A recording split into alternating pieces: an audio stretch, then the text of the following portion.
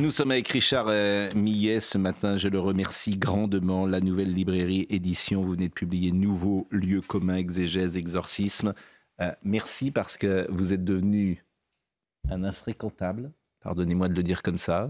Plus personne ne vous reçoit sur aucun plateau de télévision, alors que vous étiez au centre de la vie littéraire il y a encore quelques temps. Et un jour, Madame Ernaud, effectivement, contre vous, a désigné une fatwa. Oui, fatwa. Parce fatwa que, laïque. Bon, parce que vous aviez écrit un livre qui ne lui convenait pas. Elle avait demandé à tous les écrivains de Gallimard de faire une pétition. Parce que je ne sais pas si on a bien mesuré la rupture civilisationnelle. Avant, la censure, c'était vertical. Oui. Là, c'est horizontal. C'est-à-dire, c'est les pairs d'un écrivain qui demandent son interdiction. Oui. Ça, c'est une grande nouveauté quand même. Oui. Mais bon, Monsieur Gallimard, il a peut-être aussi une responsabilité, forcément, puisque c'est le patron. Le courage des éditeurs n'est pas leur première vertu. Hein, donc, Et qu'est-ce qu'on vous reprochait, Monsieur Millet? Bonjour. Bonjour. On me reprochait d'avoir fait l'éloge d'un terroriste norvégien, Breivik, sans avoir lu, bien sûr, le texte, qui était un texte extrêmement ironique, dans lequel je condamnais, bien sûr, les actes de ce criminel. Mais je disais surtout qu'au fond, Breivik était le révélateur de la décomposition de l'Occident et plus particulièrement de l'Europe. J'allais quand même préciser que ça avait partie liée à l'immigration, surtout dans des pays extrêmes, si vous voulez, comme la Norvège. Et ça, bien sûr, c'était intolérable. Donc voilà. Ce qui m'a frappé, si vous voulez, dans cette affaire, en 2012, c'est que personne n'avait lu le texte. On s'était contenté du titre. Il est vrai que le titre était un peu percutant, éloge littéraire d'Anders Breivik. Mais ne pas vouloir voir que c'était un titre ironique, c'était quand même pousser le bouchon assez loin. Mais si vous ça avait voyez, été... pardon, je vous interromps, mais le parallèle qui peut paraître choquant avec une fatwa, le type qui a poignardé Salman Rushdie, là, il a perdu un œil dans l'affaire, s'était arrêté à la page 2 des versets sataniques. Donc c'est la même chose. Oui, ce sont des gens, en fait, qui... alors là, ils passent à l'acte criminel, mais qui prononcent une interdiction sans avoir même lu le livre. Donc c'est une question de principe, des pétitions de principe. Alors Soumaïa Labidi est avec nous et nous rappelle les titres, parce qu'il est 10h02. Et après, évidemment, on écoute Monsieur Millet. Et ça va être passionnant de vous écouter, parce que vous serez reçu sans doute sur ce plateau, et sans doute sur peu de plateaux, pour ne pas dire... Nulle part ailleurs. Nulle part ailleurs. Voilà. Et je remercie évidemment également Gauthier Lebret qui était avec nous ce matin, puisque Noémie Schulz va venir nous rapporter, nous informer d'une affaire extravagante en matière de justice. Soumaïa. L'inquiétude des salariés de Casino, plus de 3000 postes menacés au sein du groupe. Le projet de réorganisation prévoit déjà 1293 suppressions d'emplois, dont 554 rien qu'à Saint-Étienne. Une balle tirée depuis sa caravane, c'est ce que révéleraient les premières expertises dans l'enquête sur l'affaire Kenji Girac, selon Le Parisien. De quoi corroborer la thèse de l'accident, même si d'autres analyses sont attendues, tout comme l'audition du célèbre chanteur. Et puis ces images incroyables en Grèce, un spectaculaire nuage de sable du Sahara a envahi le ciel d'Athènes, du jamais vu depuis 2018, expliquent les météorologues. Toutefois, le phénomène devrait commencer à s'estomper dans le courant de la journée. Merci Soumaïa. Richard Millet est donc avec nous. Nouveau lieu commun, exégèse, exorcisme. Et vous nous racontiez pourquoi vous aviez été blacklisté. Vous n'apprécierez sans doute pas ce mot, qui est un mot de franglais. Expulsé de la République. Expulsé, et aujourd'hui, effectivement, alors que vous étiez, on a même dit de vous, je ne sais pas si c'est vrai ou pas, que vous aviez écrit Les Bienveillantes. Non. Je travaille avec l'auteur, disons. Jonathan Little. Voilà. En réalité, si vous voulez, sans vouloir revenir trop en arrière, c'est pas tellement pour ce que j'ai écrit sur Breivik qu'on m'a expulsé, c'est plutôt pour ce que j'avais écrit sur la médiocrité de la littérature française en général de cette époque, et notamment des vaches sacrées du genre Le Clésio, vous voyez, des bien-pensants. Et ça ne m'a pas été pardonné, et on a profité de ce moment-là, de ce petit texte provocateur, je le reconnais, pour m'expulser. Au fond, vous voyez, la République des lettres ne supporte pas qu'on critique ses pairs. Ce n'est pas une question de politique, c'est une question de langue, vous le disiez tout à l'heure. C'est malveillant. Bon, alors c'est vrai que ce que vous dites, et je le disais tout à l'heure, est particulièrement sombre et pose question. Jamais le monde n'a été aussi abject en tout lieu et pour des raisons qui se rejoignent plus qu'elles ne divergent dans une société qui a fait du mépris un mode de gouvernement. Bon, ça c'est contestable. On peut dire que le monde a toujours été horrible, oui. qu'il a toujours été cruel, que lorsqu'on sait ce qui se passait en France au 15e, 16e, 17e siècle, et bien avant, il était sans doute plus cruel qu'il ne l'est aujourd'hui. J'ai quand même le sentiment qu'on est plus civilisé, entre guillemets, que nous l'étions il y a 500 ans. Vous trouvez ? Ah oui, je pense par exemple qu'il y a 500 ans, quand tu lis les mémoires de Casanova, tout le monde est là à voir ce pauvre Damien qui va être tué en place publique pendant des heures, et tout le monde achète des places, et tout le monde trouve ça rigolo, et tout le monde trouve ça formidable, et qu'aujourd'hui on ne fait pas ça, oui. Mais aujourd'hui, tout le monde achète des places pour regarder autre chose qui vaut le supplice de Damien, même si ce n'est pas aussi spectaculaire et aussi cruel. Je veux dire par là que vous avez des lynchages constants, vous avez des peuples qui meurent. Je vous rappelle que, par exemple, qu'aujourd'hui, c'est le 109e anniversaire du génocide arménien. Oui, je voulais en parler d'ailleurs. Que le Liban souffre énormément du Hezbollah, que la poussière du Sahara est peut-être celle de Gaza qui tombe sur Athènes, en réalité. Ça montre bien, s'il y a eu génocide, d'ailleurs, que c'était il y a 100 ans, et plus de 100 ans d'ailleurs, déjà ce monde était horrible, que c'est l'histoire des hommes. Mais en attendant, je regardais, il y avait un terme qui m'interrogeait, comme on dit, avec un lieu commun, c'était hyperviolence. Qu'est-ce que ça veut dire? Pourquoi on parle aujourd'hui d'hyperviolence et plus de violence? Vous voyez? Rien que ce petit mot a beaucoup de sens et d'une manière de vous répondre. Si on parle d'hyperviolence, c'est que la société est encore plus violente et plus irrationnellement violente qu'avant.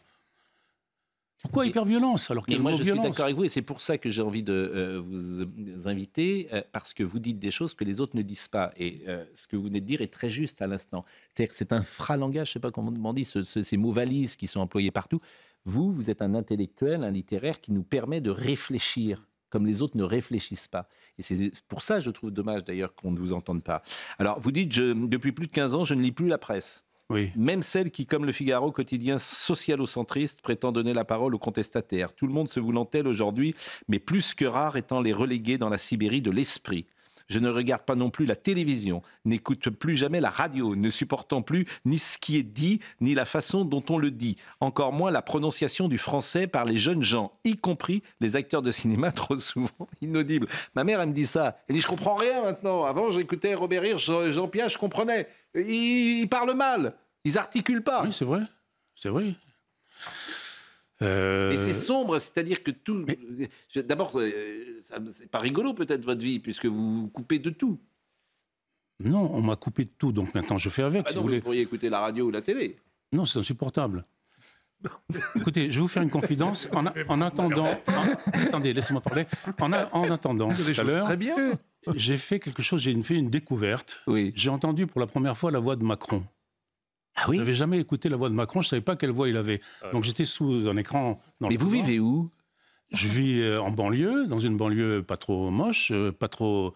Non mais là vous trichez, c'est pas possible. Non, je triche pas. Non, c'est pas possible. Là, par exemple, je vous crois pas. Pourquoi?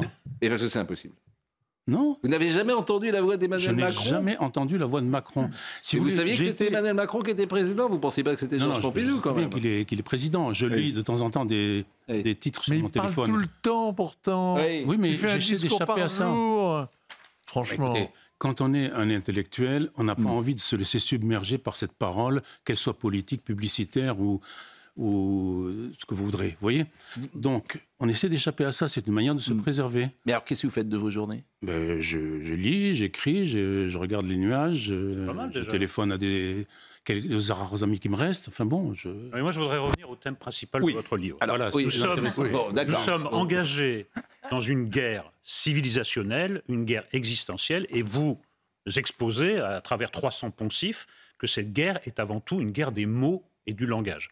Celui qui contrôlera les mots, celui qui contrôlera le langage, gagnera cette guerre. Alors, évidemment, là, pour l'instant, vous êtes en train de la perdre parce que vous êtes très minoritaire, d'autant que vous avez une idée de la langue très haute. Vous voyez bien la langue se dégrader jour après jour, et ce n'est pas seulement une dégradation formelle, c'est aussi une dégradation intellectuelle. Vous naviguez contre le vent, par vent contraire, et vous essayez de retarder le moment de la défaite du langage. Pour moi, le langage, c'est le thème principal de votre livre. Oui, bien sûr. Mais ça ne date pas d'aujourd'hui, si vous voulez. Bien sûr. Orwell avait déjà dit que celui qui manipulait la langue ou celui qui laissait se détruire la langue, c'est-à-dire l'État qui laissait se détruire la langue, ouvrait la porte à tous les totalitarismes. Donc vous voyez, ça date d'il y a 100 ans. Mais à force de le répéter, c'est devenu un lieu commun aussi, et on n'y fait plus attention. Il suffit de citer moi j'aime beaucoup Guy Debord, et vous dites ce que vous voulez. Vous voyez? Donc, il faut faire extrêmement attention. Que le combat soit perdu, je suis d'accord avec vous, mais... il est perdu. Oui, c'est perdu. C'est aussi parce que le langage est malade que les forêts brûlent, que le plastique s'immisce au cœur des océans, comme dans nos cellules, que le pétrole nous infeste autant que l'islamisme, que les violences faites à la vérité sont quotidiennement exercées par les journalistes, post-écrivains, publicitaires, politicards, sociologues, stipendiés, pour ne point parler d'enseignants qui, pour beaucoup, ignorent ce qu'ils sont censés enseigner à des élèves qui, il est vrai, veulent moins apprendre que demeurer dans l'ignorance consumériste. Bon, d'abord, c'est somptueusement écrit, c'est une intelligence... Et c'est somptueusement vrai. Alors, hélas, c'est une intelligence très précise, avec un art de la synthèse et des mots, forcément. Bon. Et je trouve intéressant que vous questionniez, effectivement, comme le dit Eric, notre époque là-dessus. Mais que faire? Mais je ne sais pas. Il faudrait tout reprendre à zéro. Refonder l'éducation nationale à 100%, si vous voulez, par exemple. Mais quand est-ce que ça a bien marché, selon vous? Est-ce qu'un jour, ça a bien marché? Écoutez, j'ai été professeur il y a 40 ans, avant la réforme Abi. C'est-à-dire avant la réforme qui mettait tout sur le même plan. Donc il y avait ce qu'on appelait des classes de niveau. Les petits ministres, aujourd'hui, essaient de recréer ça, mais ça ne marche pas. Donc les classes de niveau, ça veut dire quoi? Ça veut dire que vous pouviez enseigner la même chose à des classes complètement différentes. Il n'y avait aucune discrimination, contrairement à ce qu'on prétendre aujourd'hui.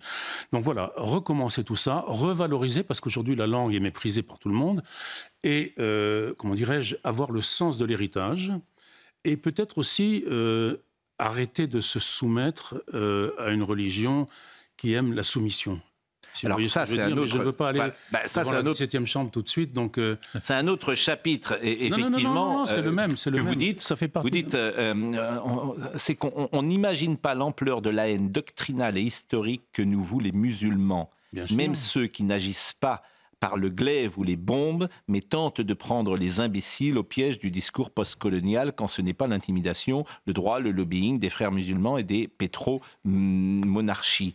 Et les utiles idiots de l'islamo-gauchisme, souvent moqués, souvent maqués avec des musulmanes et donc plus radicaux que les islamistes. Une religion d'amour, l'islam? Autant demander à un émir de Daesh de disserter sur l'imitation de Jésus-Christ ou à Ben Laden d'apprécier une homélie de Benoît XVI, dites-vous. Alors, ce qu'on pourrait vous rétorquer, c'est ce qu'on rétorque parfois, d'ailleurs, ce qu'on dit parfois aussi à Éric Zemmour, c'est-à-dire, c'est la généralisation. On sait qu'on n'imagine pas l'ampleur de la haine doctrinale et historique que nous vouent les musulmans. Les musulmans. C'est ça qui est choquant. Moi, j'en rencontre des musulmans dans CNews, etc. Et souvent, ils peuvent dire, mais tous les musulmans ne pensent pas de la même manière. Et même, ils sont peinés, choqués quand on les... Ils descendent dans la rue, qu'ils manifestent chaque fois que quelqu'un se fait poignarder.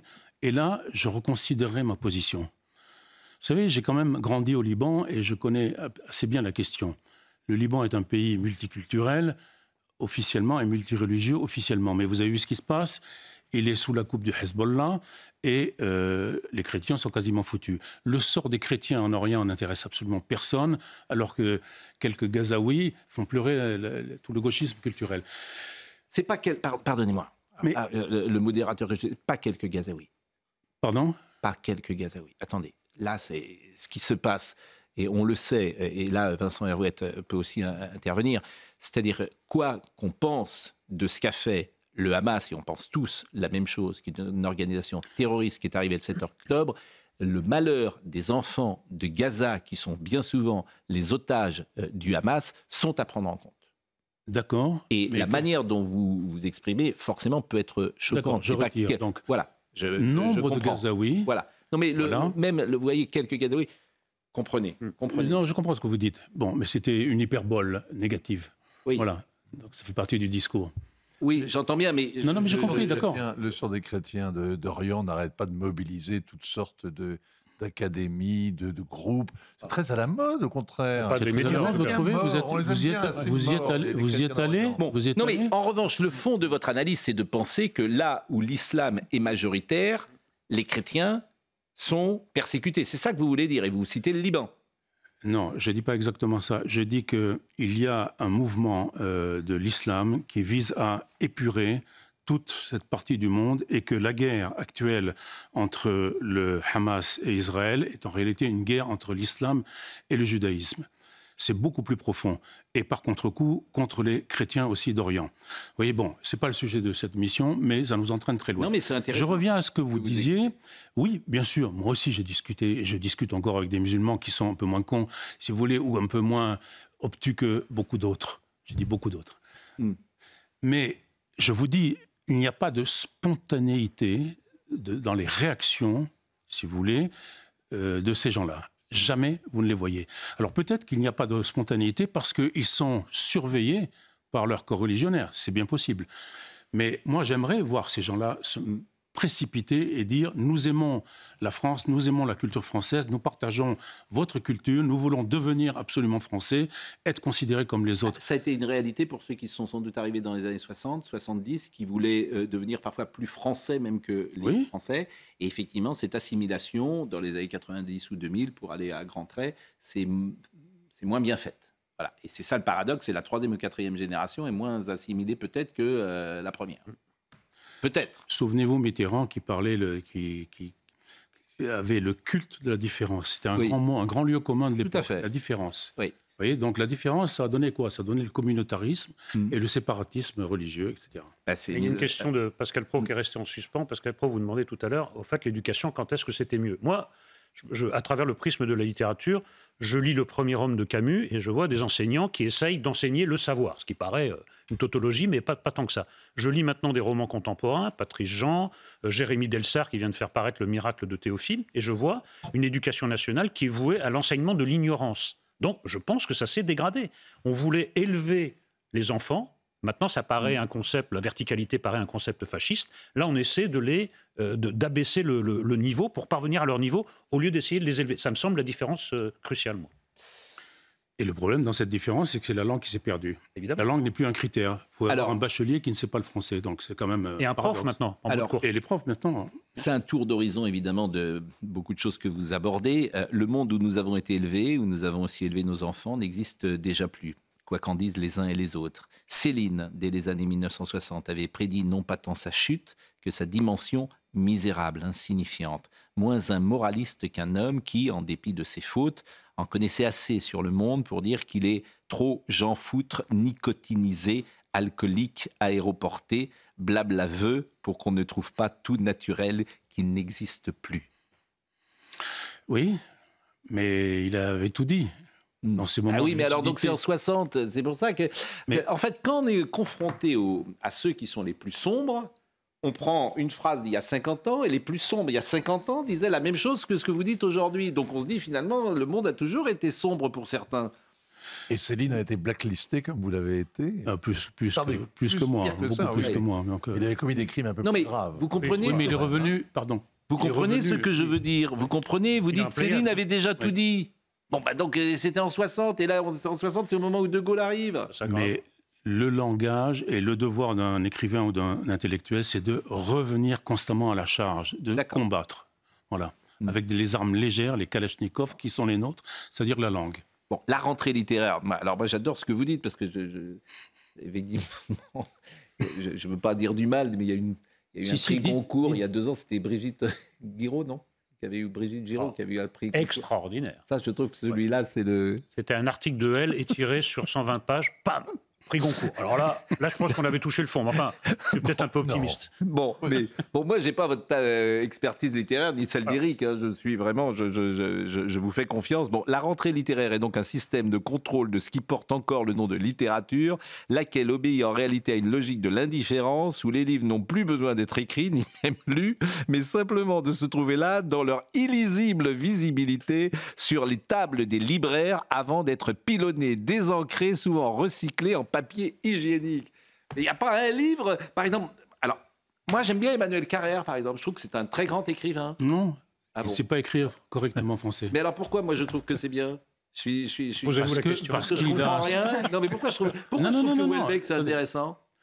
Carrère, c'est un journaliste qui écrit des livres intéressants, il fait des enquêtes, il fait des choses comme ça. Mais du point de vue de la langue, c'est sans intérêt. C'est tout. Il n'y a pas de style. Il n'y a pas de style. Mais il n'y a pas que ça dans la langue. Alexandre Dumas, personne ne se demandait. Dumas, c'est pas un bon écrivain. Ah bon, il collaborait, il avait des collaborateurs. Ah oui, bon là, oui. Mais oui, mais il le dit lui-même. Alors qui est un grand écrivain français? Je sais pas, Chateaubriand, Bernanos, Léon Bloy. Plein. Il y en a beaucoup. Mauriac? Mauriac est un bon écrivain, oui. D'accord. Trop de gauche à la fin de sa vie, mais... Non, mais... Trop décoré. Oui, mais... Non, mais c'est un grand styliste, non, mais Mauriac. pardonnez-moi, il y a deux traditions dans l'écriture. Il y a ce que vous dites, vous, le langage, l'écriture, effectivement, le style, mais il y a aussi la qualité de raconter une histoire, la qualité de créer des archétypes. Oui. Dumas, quand il fait Les Trois Mousquetaires, non, Monte Cristo, c'est des archétypes, c'est une histoire. Ça compte quand même dans la Je littérature. suis d'accord, mais vous me Vous prenez... dites c'est pas un bon écrivain. Il n'y a pas que le style dans l'écriture, dans l'écrivain. Pour moi, le style passe avant tout. Voilà, c'est tout. Sinon, il se confond, il se dilue très vite dans le journalisme, pardonnez-moi, ou dans la doxa. Oui. Voilà. On vous Donc- pardonne, mais n'en rajoutez quand même pas trop dans le mépris pour les journalistes. Bon, et La là, télé, par exemple, dans la jeune, mais il n'y a pas une génération dans la jeune génération aujourd'hui, Houellebecq, qui sont Houellebecq, j'ai dit Emmanuel Carrère et Houellebecq, c'est souvent les deux qui sont cités aujourd'hui parmi les écrivains les plus intéressants. Aucun des deux n'a grâce à vos yeux. Houellebecq m'intéresse pour un certain nombre de choses, mais pas comme styliste. Je peux vous relever toutes les fautes de français qu'il commet dans chacun de ses romans. Mais peu importe, il y a un ton, si vous voulez. Il y a un ton aussi chez... Voilà. Si vous parlez de Patrice Jean, j'ai dîné l'autre soir avec lui, et j'ai beaucoup aimé, nous entendons beaucoup, il m'a raconté beaucoup de choses sur l'éducation nationale qui m'ont fait frémir d'ailleurs, vous voyez. Bon, les Champs-Élysées, alors j'adore aussi parce que vous êtes un provocateur, donc c'est formidable. Moi, je vous assure, entendre des gens qui disent qu'on dit que des bêtises, moi ça me fait plaisir. Vous me dites, je regarde pas les journalistes, je vous écoute pas. Moi j'adore ça, au contraire, je trouve ça formidable que vous veniez sur le plateau de CNews pour dire j'ai jamais entendu la voix d'Emmanuel Macron. Bon, Ah ouais, bah ça. je sais pas d'ailleurs. Et cette voix, vous en avez pensé quoi d'ailleurs? Parce que je vous ai pas posé Rien, la je question. trouvais qu'elle était insipide, Moi, sans style. Voilà. sans style. C'est un peu l'Emmanuel Carrère de la politique, quoi. Oui. Bon. Mais On vous réinvite. non, mais mais alors vous, par exemple, parce que vous écrivez des livres, vous êtes un grand écrivain? Non. Si. Ah non plus. Non, Oui. non. Non mais sérieusement, parce que vous avez écrit des romans, vous avez écrit beaucoup de choses. Moi j'ai lu des choses de vous très intéressantes d'ailleurs. Non, mais c'est pas à vous de Non, le dire, mais vous êtes reconnu sérieusement, comme tel. vous êtes reconnu comme tel. sérieusement. Je vais répondre à ce genre de questions. Mais vous sérieusement. avez le droit, mais vous parlez des autres. Je suis extrêmement humble devant ce que je fais et je ne suis pas sûr que ça restera. Voilà. Donc j'espère un jour, avant de crever, assez bientôt maintenant, écrire un livre qui permette de... Mais pourquoi vous êtes sombre? Pourquoi vous voulez mourir tout de Je suite? suis lucide, je veux dire, à l'âge que j'ai, il ne me reste pas beaucoup de temps. Mais quel âge vous avez? 71. Bah, il vous reste Voilà. 20 ans. Bon, il vous reste 20 ans. Merci, ça vous docteur. apprendra. Merci, Bon, attendez. J'attends. Bon, les Champs-Élysées, c'est l'avenue la plus moche du monde. J'adore ça. Formidable, puisqu'on dit toujours c'est la plus belle. Mais il a raison. Bah, c'est vrai. Mais il a raison, moi je suis C'est un d'accord. cauchemar climatisé. Mais il a parfaitement raison. Je l'avais jamais formulé comme ça, mais en fait, c'est l'avenue la plus moche du monde. Mais je suis d'accord. En vérité, le Parisien qui se respecte évite les Champs-Élysées. Oui. En plus, Mais ça me c'est fait vrai. toujours rire. C'est comme Sioran. Je trouve que Sioran, c'est l'auteur le plus rigolo que je connaisse. Tu lis Sioran, tu te marres. Bon. En vérité, le Parisien qui se respecte évite les Champs-Élysées. Ce dépotoir pour touristes du golfe Persique et pour la racaille de banlieue, harcelés par des Roms, des mineurs non accompagnés, d'autres chapardeurs encore très actifs au sein d'une capitale où les Français authentiques deviennent méconnaissables, où ne sont plus que l'ombre de ce qu'ils étaient et que les Champs-Élysées, au lieu prostitutionnel, l'avenue la plus moche du monde. Ah oui. C'est vrai, j'y suis passé il y a une semaine encore, Oui. j'ai vérifié. Ouais. Non, mais qui Non, mais peut c'est- sérieusement contester ce. Il y a- Bon. il y a cette un- description. Il nous reste 5 minutes, alors... Il y a un point sur lequel Oui. le destin de Richard Millet et ses propos méritent d'attirer l'attention. C'est le décalage croissant qu'il y a dans notre pays entre le respect théorique et allégué pour la littérature, le spectacle, la danse, la musique, et le mépris réel dans lequel notre société tient les écrivains, les créateurs. C'est là qu'il y a aussi un élément de décadence incroyable. Au XIXe siècle, au début du XXe siècle, la considération dans laquelle était la littérature n'a plus rien à voir Ah oui, mais avec parce la que le place monde. qu'elle tient dans la société. Oui, mais je suis actuelle. d'accord avec vous, mais bon, bien sûr, mais il n'y avait pas d'écran. oui. Les gens ont grandi. Mais Ceux exactement. qui sont nés Donc, avant-guerre. Il y a le ont- langage théorique. La France est toujours la mère des arts, des lois, etc. Et la réalité, l'écrivain dans notre société n'a plus du tout la place qu'il a eue à un certain Mais, moment. par exemple, vous regardez jamais la télévision, mais vous connaissiez notre émission CNews lors des Non. Non. Par exemple, vous comme M. Hervouet, tout ça, vous connaissiez pas. Je connais Eric Nolot, mais Éric Nolot. Bon, mais la télé. Alors, il n'y a pas de télévision chez vous. non. D'accord. Un ordinateur. Un ordinateur, oui. Je regarde du YouTube. D'accord. Non, vous avez raison. Des concerts sur YouTube, des choses comme ça. Les concerts? Oui. Par exemple, hier soir, qu'est-ce que vous avez fait hier soir, par exemple? Hier soir, Oui. j'ai dû regarder The Walking Dead, une série, pour voir. J'ai reconnu Annie Ernaux dans les zombies et des gens comme ça, vous voyez. Donc... Mais Annie Ernaux, par exemple. Moi, j'ai lu Annie Ernaux. Oui. Franchement, je trouve que ça. Pardonnez-moi, je vais vous choquer. Les années, je trouve ça bien. Je vous assure, je trouve ça bien. Je trouve qu'elle raconte une période, une histoire de ce qui a été sa vie, de sa famille, de ses, comment dire, de là où elle a grandi, en Normandie. Ça m'a touché. Moi, j'ai toujours lu ses bouquins. Autant j'ai du mal. Alors, je trouve scandaleux, évidemment, ce qu'elle avait fait avec vous. Ses idées politiques ne sont pas les miennes, mais je trouve que ce qu'elle écrit est intéressant. Donc, c'est pas de la littérature. Je n'ai jamais lu Annie Ernaux. Ah oui, alors pourquoi Voilà. vous en... comment... Mais alors, moi, là, j'ai on pas peut pas en parlé, parler. j'ai pas parlé de la littérature d'Annie Ernaux. Là. D'accord. C'est vrai. Non, non, mais... Parler de son physique, donc c'est très Oui, différent. mais Modiano, par exemple, qui a eu le... C'est un grand écrivain qui a eu le prix... C'est un bon écrivain mineur. Donc, Oui, c'est un bon écrivain Est-ce qu'il y mineur. a un seul grand écrivain parmi tous ceux qui vous ont persécuté? Parmi les pétitionnaires contre vous? Non, pas un grand écrivain, non. Il n'y en a pas un dont la signature vous a fait de la peine? Non, ce qui m'a fait de la peine, c'est certains d'auteurs que j'avais chez Gallimard et qui ont signé contre moi. Ça, oui, ça m'a... Ah oui, ça, je vous m'a comprends. blessé, donc, Ah oui, mais là, si vous mais voulez... après tout, j'étais... Si vous voulez de la fidélité, prenez un chien. Non, mais j'étais naïf encore, vous voyez. Voilà, voilà. Oui, là, ça m'étonne de vous que vous soyez naïf. Mais on l'est toujours, finalement. On est Tout malheureusement pro, mi toujours. fini. Voilà. Bon, les territoires perdus de la République, en France et dans maintes banlieues européennes, perdus signifie conquis par l'islam. C'est là que c'est intéressant, parce que je ne dis pas que vous ayez raison ou pas. Je dis que vous prenez les mots valises, et vous vous dites attention, ce qu'on vous raconte, voilà ce que je vous propose moi, et puis après réfléchissez. En fait, vous aidez à réfléchir. Et ça, je trouve que c'est vraiment intelligent. En France et dans maintes banlieues européennes, perdu signifie conquis par l'islam. Bien sûr que les mots ont un sens. Quand tu dis territoire perdu, ah oui, c'est intéressant ça. Vous faites de la France une certaine idée du Liban, non? Et je termine juste par la phrase. Oui. Pardon, je réponds à monsieur. Si j'ai une certaine idée du Liban? Vous faites de la France une certaine idée du Liban.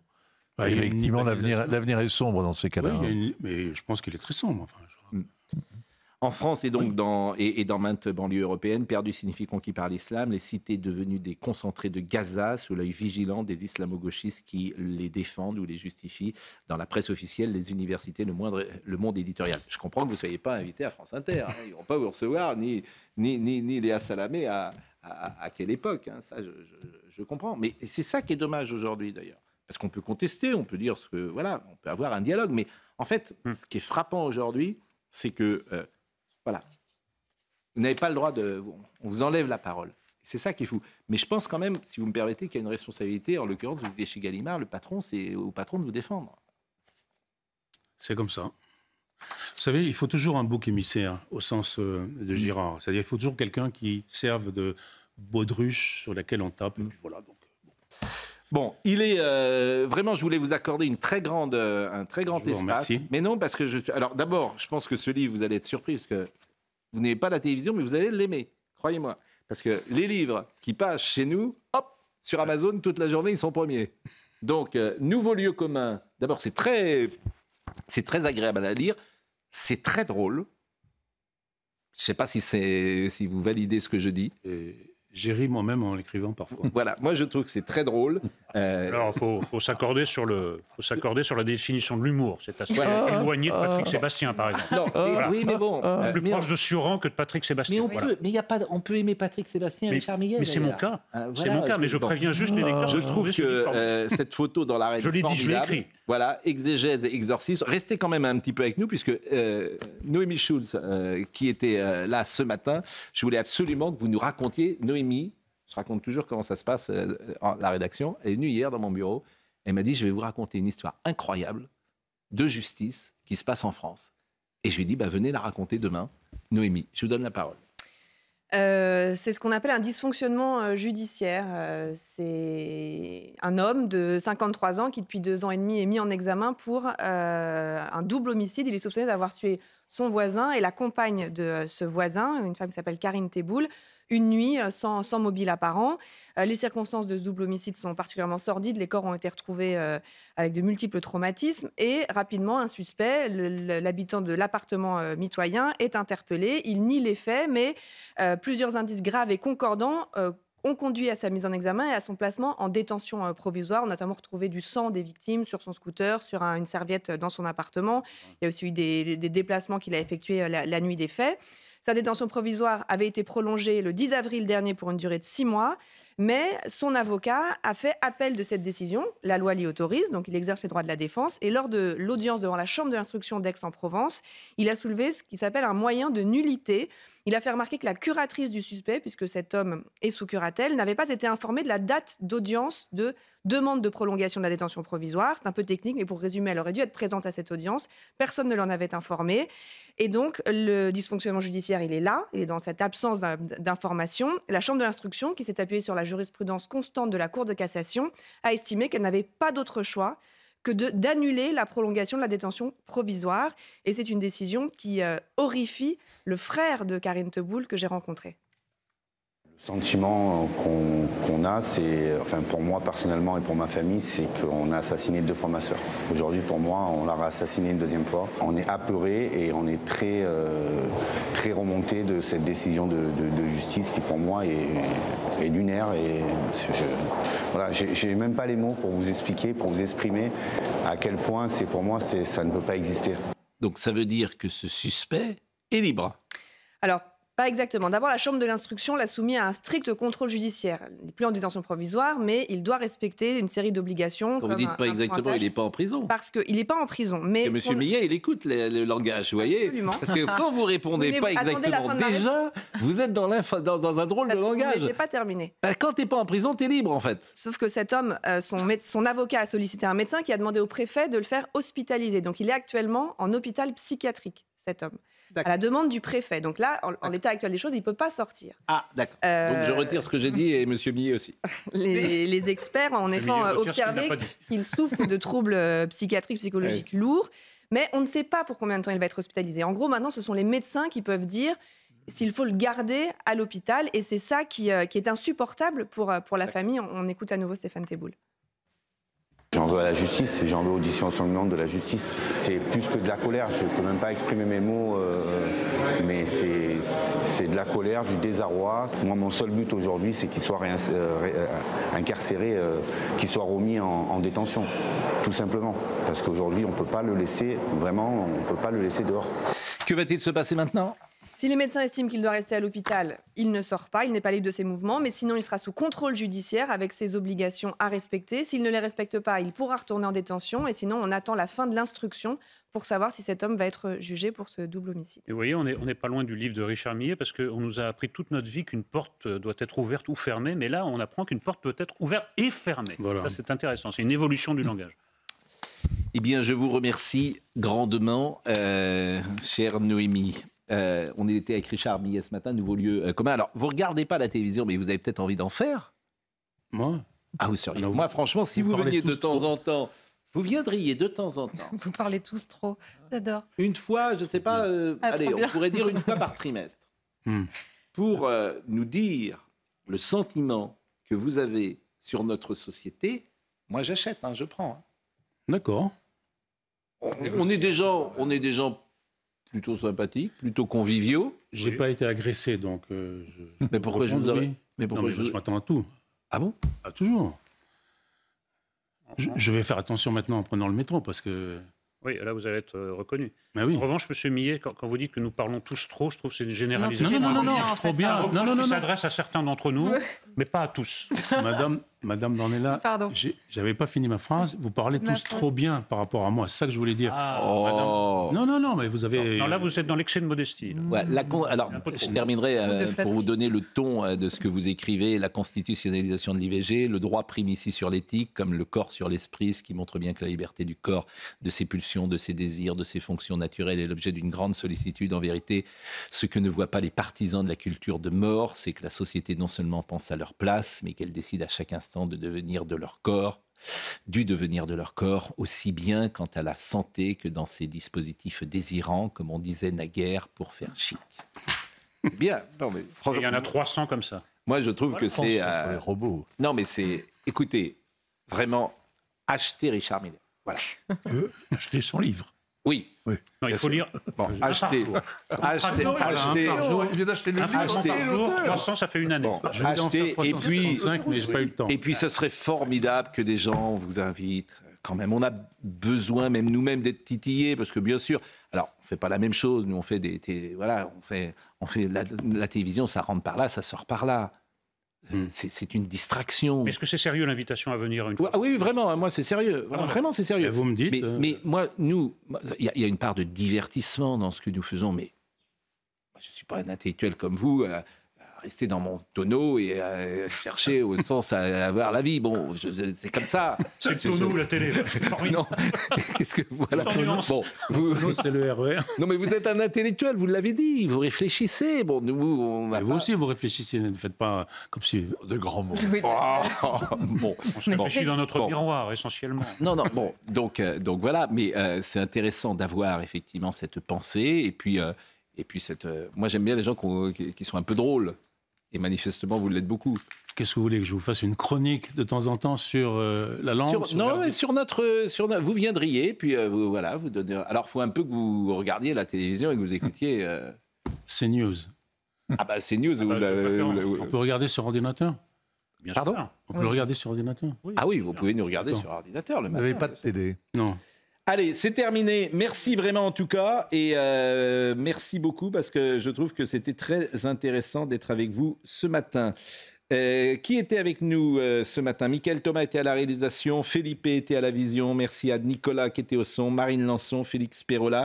Toutes ces émissions sont à retrouver sur cnews.fr et je rappelle donc nouveau lieu commun, exégèse, exorcisme, la nouvelle librairie édition. Merci évidemment à l'ami Éric Nolot qui avait chroniqué ce livre dans le journal du dimanche et qui m'a donné l'envie et le désir de faire venir Monsieur Millet. Bonne journée à tous, Jean-Marc Morandini dans une seconde, rendez-vous ce soir.